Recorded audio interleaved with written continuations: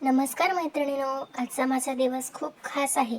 घराचा उंबरठा, मुलाचे संस्कार, कष्टाची भाकरी आणि स्वावलंबनाचा प्रवास या सगळ्या गोष्टी आज मी एका व्हिडिओच्या माध्यमातून तुमच्यासमोर घेऊन आले आहे. आयुष्य हे खूप मोठ्या गोष्टीमध्ये नसतं, तर ते असतं आपल्या रोजच्या धावपळीच्या छोट्या आणि सुंदर क्षणांमध्ये दडलेलं असतं. आजचा माझा दिवसाची सुरुवात कशी झाली आणि एका गृहिणीपासून उद्योजिकेपर्यंत पोहोचण्याचा माझा प्रवास कसा झाला हेच आज मी तुमच्यासोबत शेअर करणार आहे. चला तर मग व्हिडिओ शेवटपर्यंत नक्की बघा. व्हिडिओ आवडला तर लाईक, शेअर, सबस्क्राईब नक्की करा. माझ्या छोट्याशा जगात तुमच्या सगळ्यांचं अगदी मनापासून स्वागत आहे. सकाळची ती गडबड, डब्याची तयारी आणि बाबांची ती ओढ.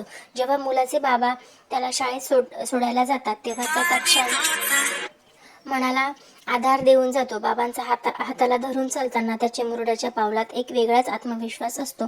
वाटेने जाताना त्याला जेव्हा त्याचा मित्र भेटला तेव्हा त्या दोघांच्या चेहऱ्यावरचा आनंद पाहण्यासारखा होता. खांद्यावरचं दप्तर ओझं असूनही मित्रासोबत गप्पा मारत चालताना त्याचं डोकं अगदी हलकं झाल्यासारखं वाटत होतं. मुलाला शाळेत सोडणं हे केवळ एक रोजचं काम नाही, तर ती एक जबाबदारी आहे, जी वडील आणि मुलाचं नातं अगदी घट्ट करते. त्या वाटेवर चालताना मुलाला जगाची ओळख होते, मित्रांची किंमत समजते आणि घराबाहेर पडताना आपल्या हक्काचं कोणीतरी सोबत आहे ही जाणीव त्याला सुरक्षित ठेवते.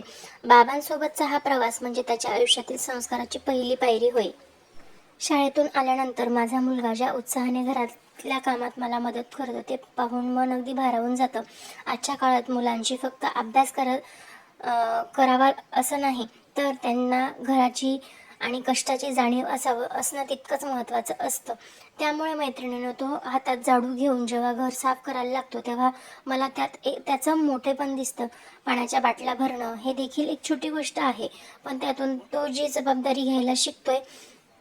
खरं तर मी त्याला उन्हाळ्याच्या सुट्टीमध्ये या सगळ्या गोष्टी स्वतः शिकवते. त्याने या कराव्यात. त्याला पुढे जाऊन कोणत्याही गोष्टीसाठी अडचणी येऊ नये किंवा तो कोणत्याही कामात कमी पडू नये, त्याला कोणाची कधी गरज भासू नये, या गोष्टीसाठी मी त्याला स्वावलंबी बनवते आहे. हे चुकतंय की बरोबर आहे माझं ते मला माहीत नाही, पण मला असं वाटतं की आत्तापासून त्याला मी या गोष्टी शिकवणं गरजेचं आहे. आपण मुलांना किती महागडी खेळणे देतो यापेक्षा आपण त्यांना किती चांगले संस्कार देतोय हे तितकंच महत्त्वाचं असतं. घर काम करणं म्हणजे काहीतरी कमीपणाचं नसतं, तर ते आपलं घर स्वच्छ ठेवण्याचं एक कर्तव्य आहे, हे त्याला लहानपणीच उमजलं आहे.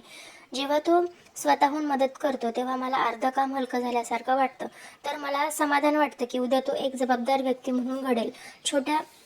माझ्या छोट्या मोठ्या गोष्टींमध्ये छोट्या छोट्या हातांनी मोठं काम करायची त्याची ती जिद्द पाहून मला वाटतं की संस्कार हे शब्दातून नाही तर कृतीतून घडतात. आणि ज्या वेळी मी त्याला ह्या गोष्टी करायला सांगते त्याच्याकडनं चुकतात, मी ओरडते, बोलते, पण तरी तो मी सांगितल्यानंतर परत त्या गोष्टी करतो.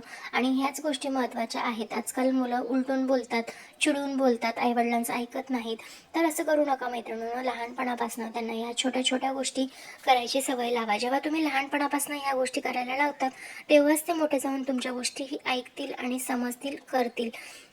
त्यामुळे मैत्रिणींनो, ह्या तुमच्या गोष्टींकडे, कामाकडे लक्ष द्या आणि मुलांकडेही तितकंच लक्ष द्या. आता उन्हाळा सुरू झालेला आहे, सगळ्या मुलांना सुट्ट्या लागलेल्या आहेत.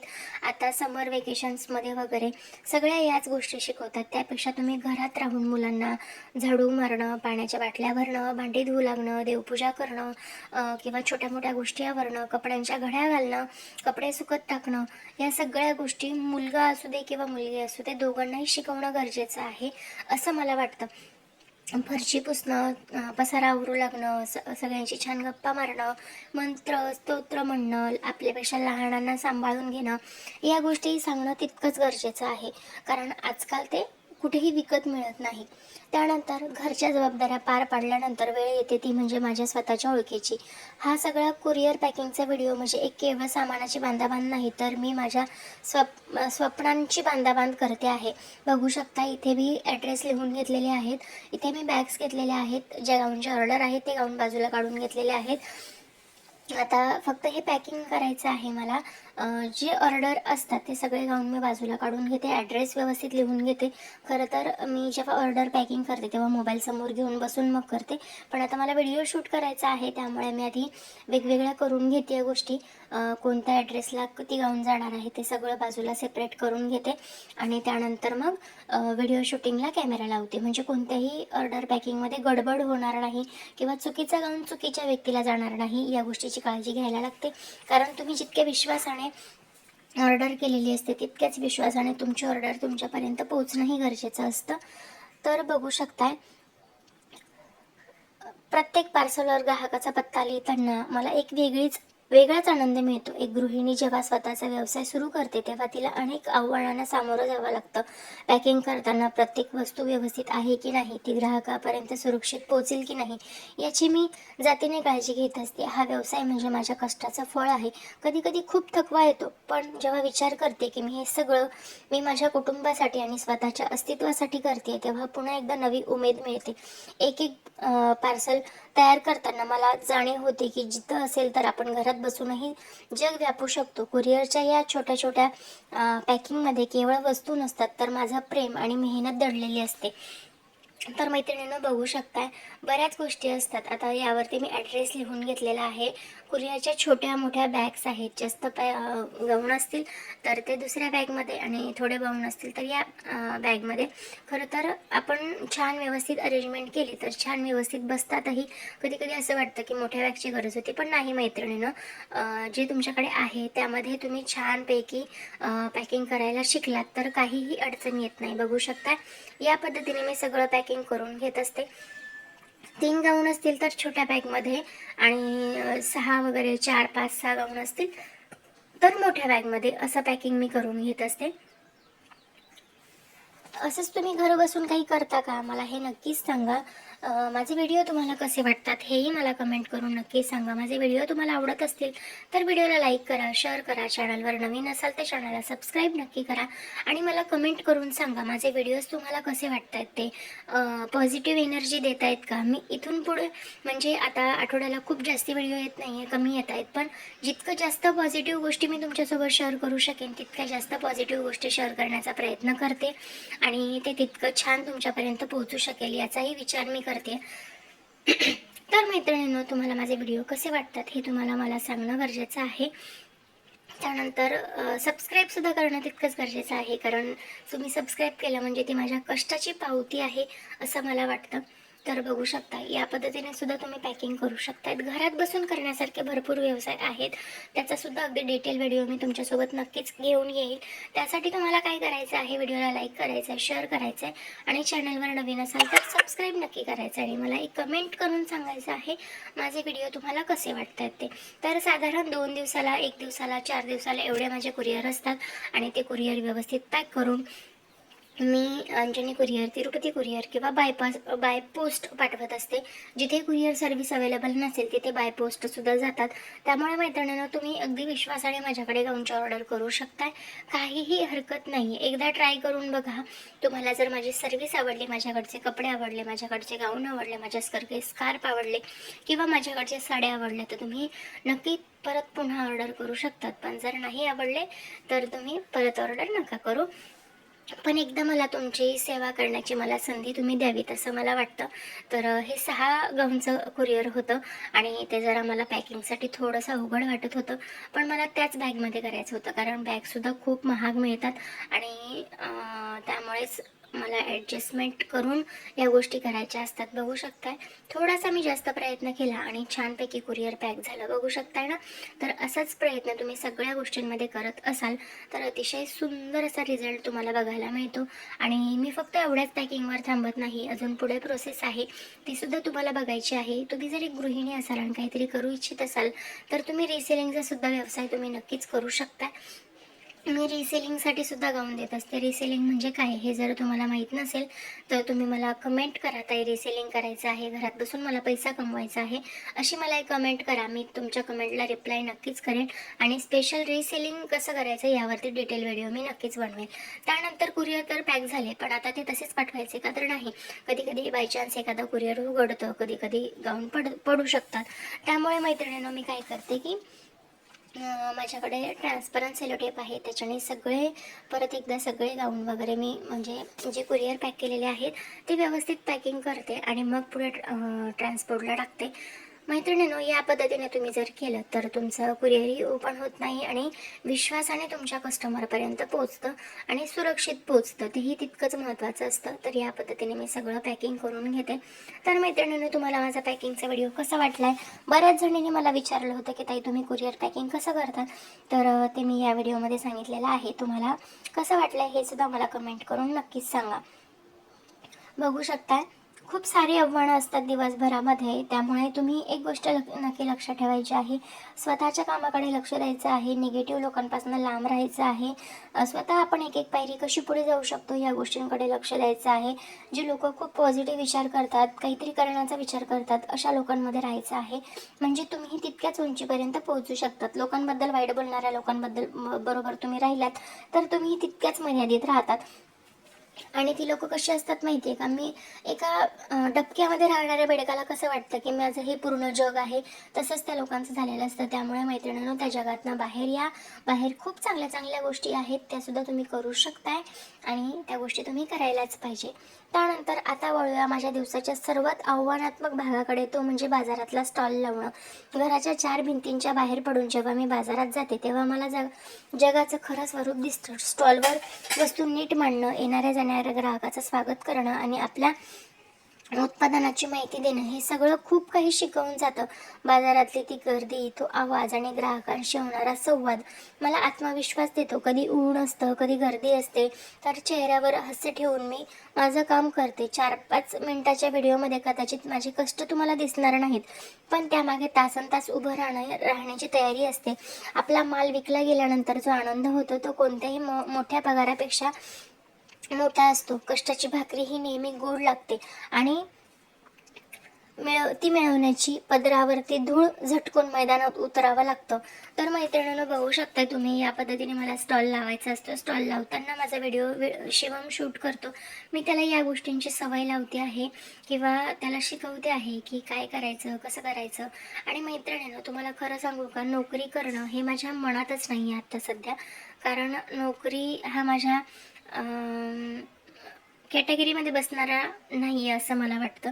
कारण मला स्वतःचा बिझनेस करायचा आहे आणि त्या बिझनेसमधनं मला कितीही पैसे आले, थोडे आले, जास्त आले, कमी आले, तरीही मला चालणार आहे. पण मला तो बिझनेस करायचा आहे हे नक्की.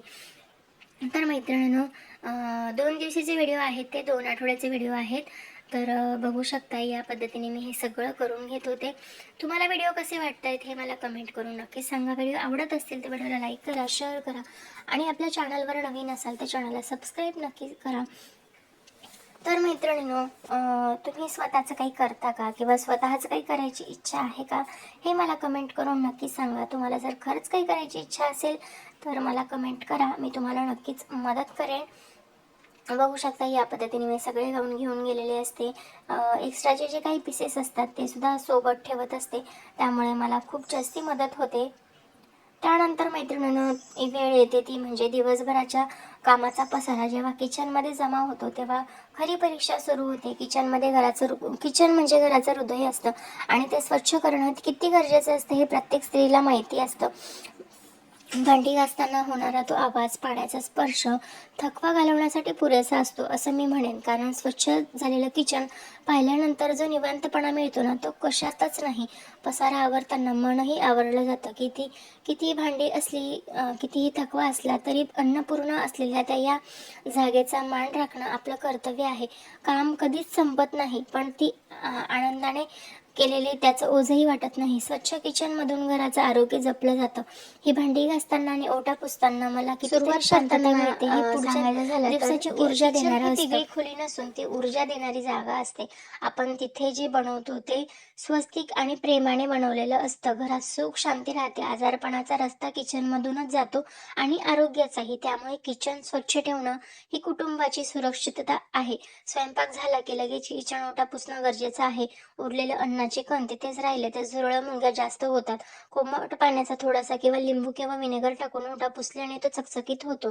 भांडी साचून न ठेवता वेळच्या वेळी घासणे. रात्री झोपण्यापूर्वी सिंक पूर्णपणे रिकामे करणे.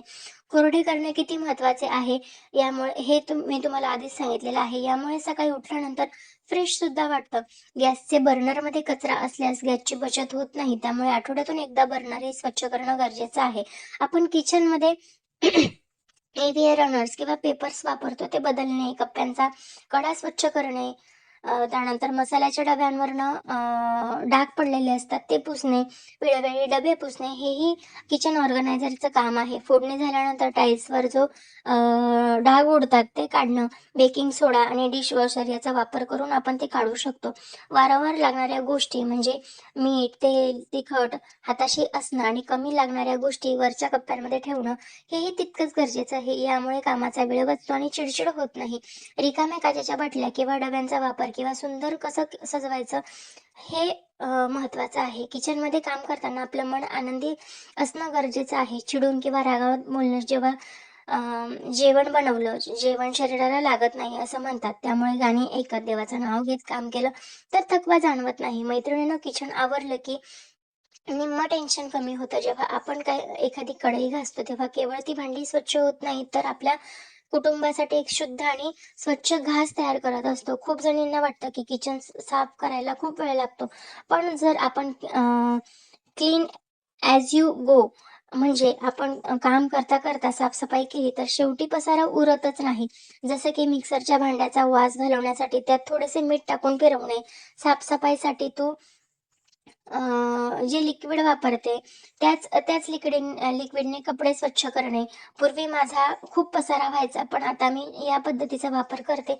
त्यामुळे या सगळ्याचा पसारा अगदी कमी होत आहे.